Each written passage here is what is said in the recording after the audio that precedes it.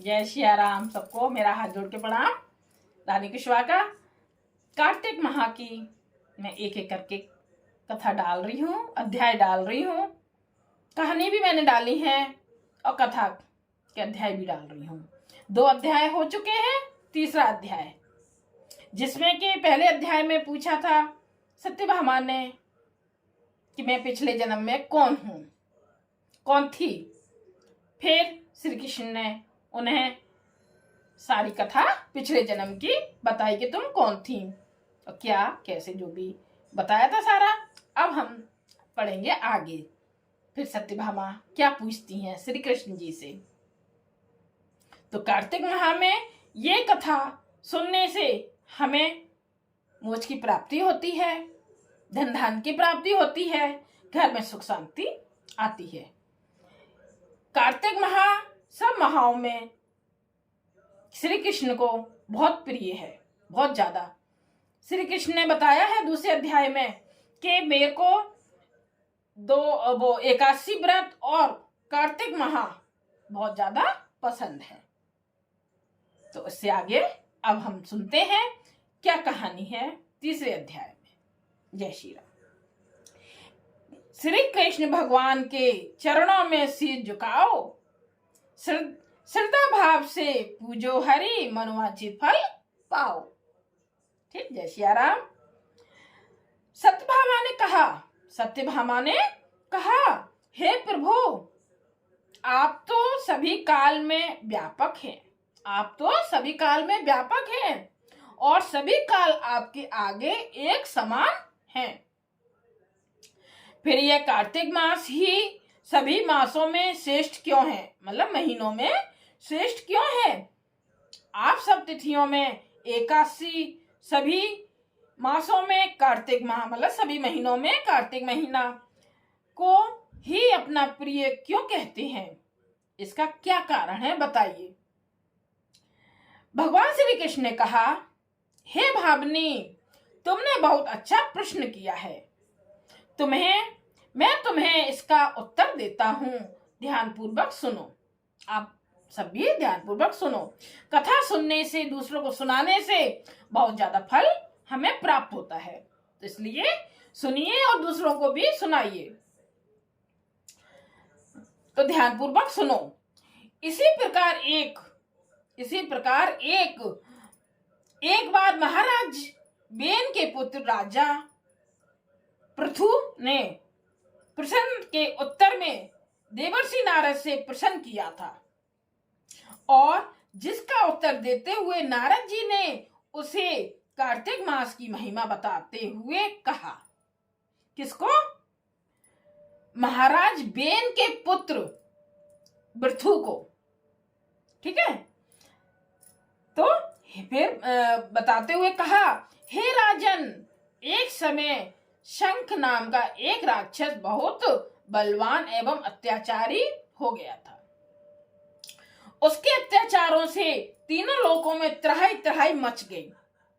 मतलब राक्षस था, राक्षस तो बुरे काम करते ही हैं, किसी को मारना, करना, उल्टा सीधा जो भी है, सब पूजा पाठ में भंग करना, तो ये सब राक्षसों का काम होता है।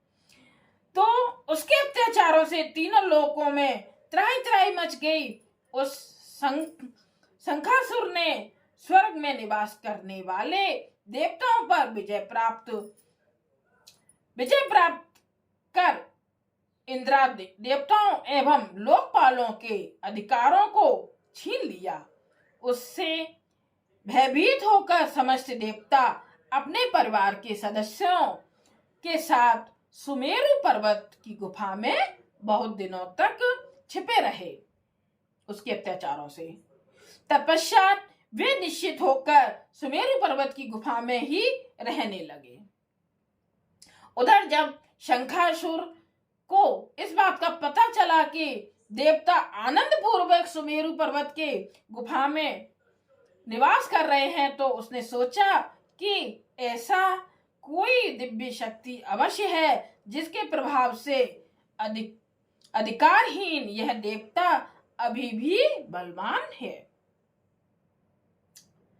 सोचते सोचते वह इस निर्णय पर पहुंचा कि वेद मंत्रों के बल के कारण ही देवता बलवान हो रहे हैं। यदि इनसे वेद छीन लिए जाएं तो वे बलहीन हो जाएंगे। ऐसा विचार कर शंकासुर ब्रह्मा जी के सत्यलोक से शीघ्र ही वेदों को हर लाया। उसके द्वारा ले जाए जाते हुए भय से उसके चंगुल से निकल भागे और जल में समा गए। शंकासुर ने वेद मंत्रों तथा बीज मंत्रों को ढूंढते हुए सागर में प्रवेश किया, परंतु ना तो उसको वेद मंत्र मिले और ना ही बीज मंत्र मिले शंकासुर को।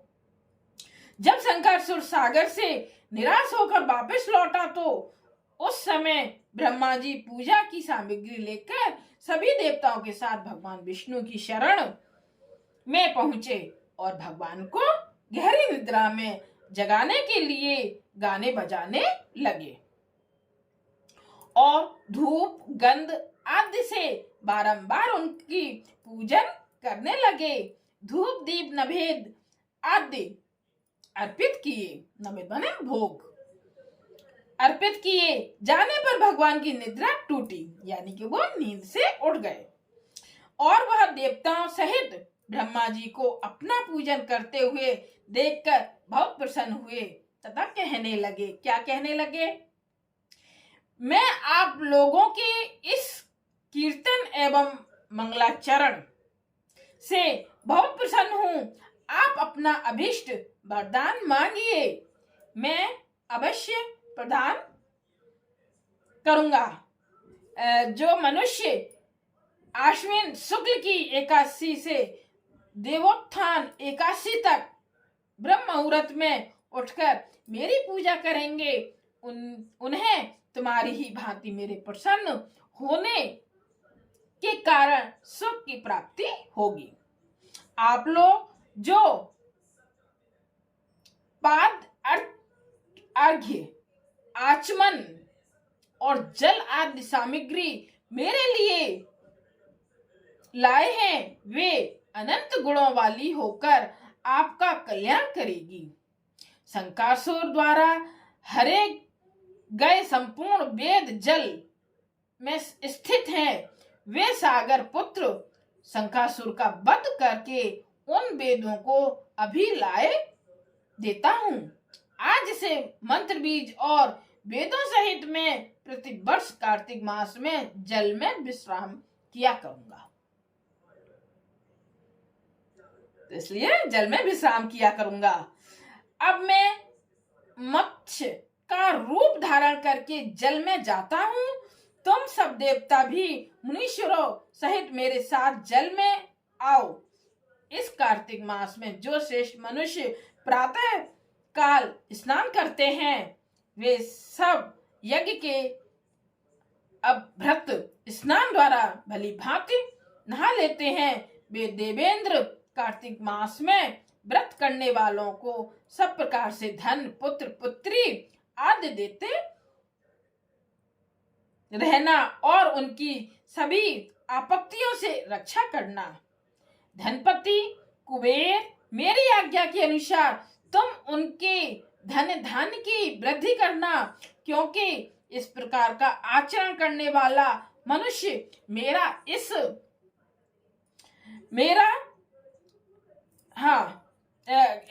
इस प्रकार आचरण करने वाला मनुष्य मेरा रूप धारण करके जीवन मुक्त हो जाता है।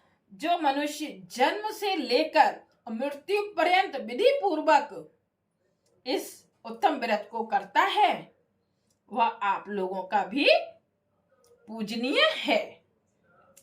कार्तिक शुक्ल पक्ष के एकादशी तिथि को तुम लोगों ने मुझे जगाया है, इसलिए यह तिथि मेरे लिए अत्यंत प्रीतिदायिनी और माननीय है।